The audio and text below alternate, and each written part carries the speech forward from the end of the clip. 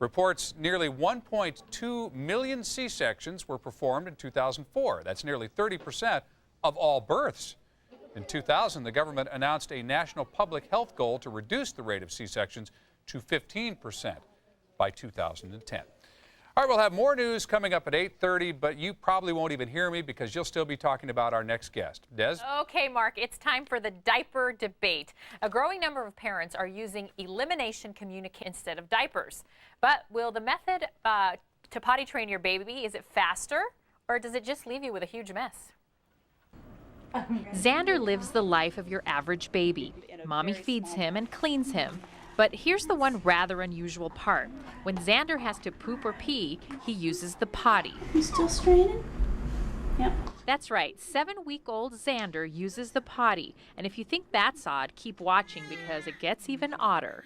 Frankly, Xander's parents, Corey Lynn Campbell, singer, think American society is kind of odd for putting babies in diapers all the time. The idea of a baby sort of sitting in his own urine and feces is not, it sort of doesn't, when you think about it, it's not very nice. Yeah. They subscribe to a theory called elimination communication. The elimination part uses diapers as little as possible, and your baby will likely be toilet trained by his first birthday rather than his third, like the average American baby. Okay, this. The communication part, it only works if parents keep a watchful eye on their baby, look for a squirm, a grimace, something that lets them know it's time to go. The idea is to, sort of get in touch with when your baby needs to go and then just hold him over a receptacle. This is an elimination communication meeting in New York City. It's part of diaperfreebaby.org, and they say their booming website coordinates meetings in 37 states around the world. Really does not matter when a child gets out of diapers. It's about communicating with your child about something that he is trying to tell you from the time he's born. They're born with that instinct not to soil themselves.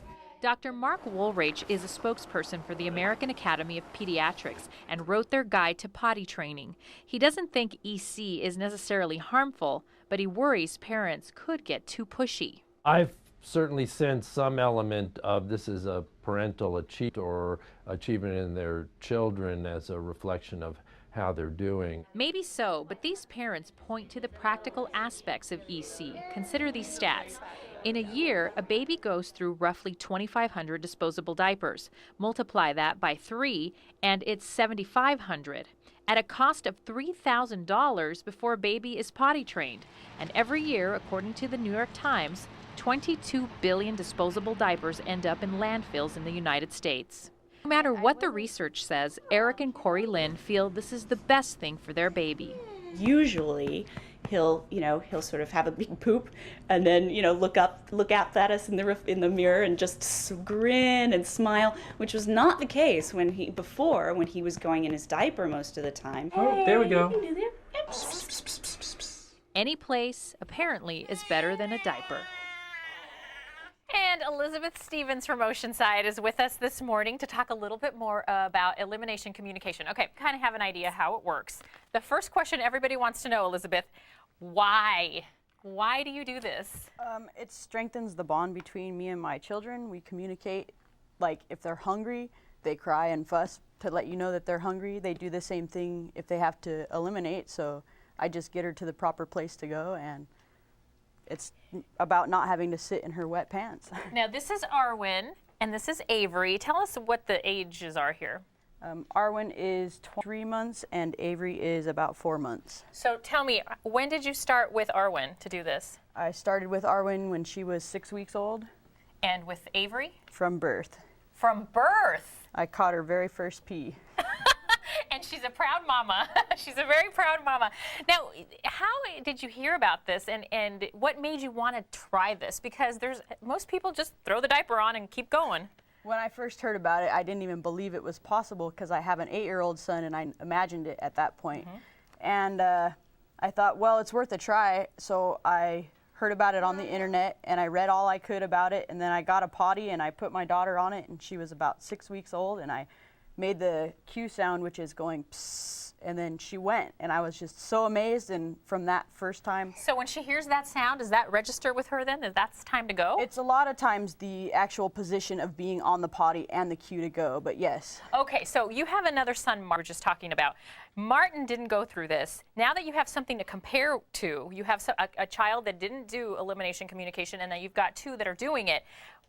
How do you see a difference here? What's the difference? The difference is when I set them on the toilet to go to the restroom, they know what I want from them, and also they can communicate with me. Like Arwen, she's wearing strictly panties now, and she can tell me beforehand when she needs to go to the restroom. And she's not even 2 yet. No. And she's sitting there. If she had to go right now, what would she do? She'd say potty. She could show me the sign for potty. Can you show me the sign for potty? No. No. Okay. And she does interviews so nicely. No, in a word.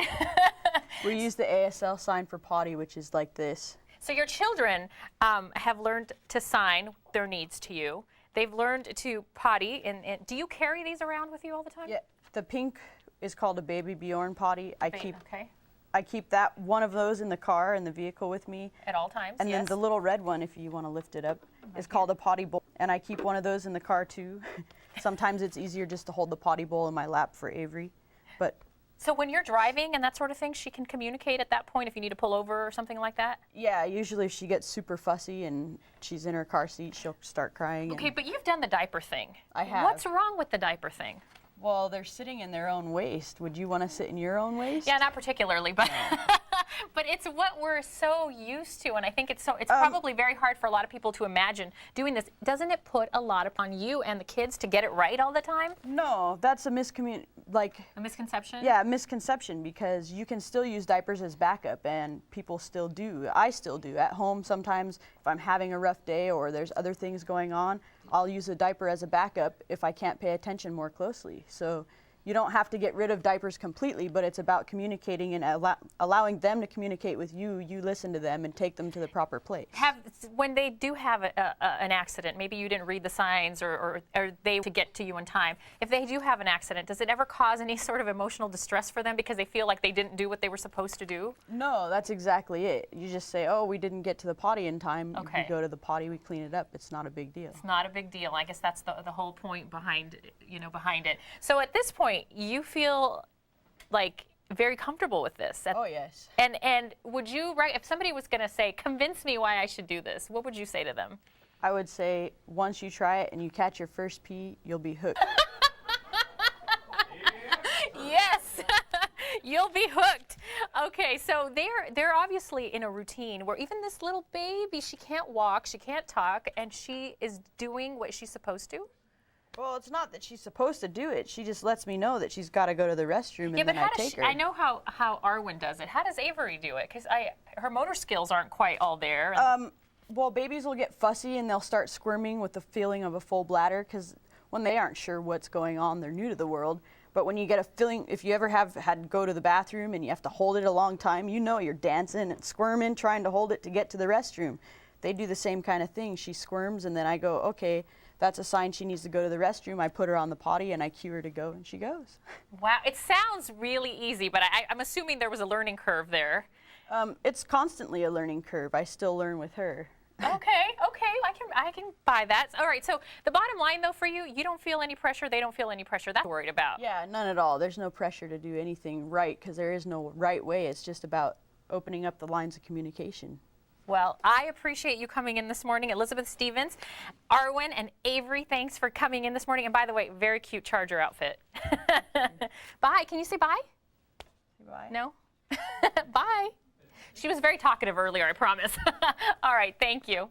Still ahead this morning, why your hairdresser is a lot like your bartender and the unique way she's using her skills to optimize.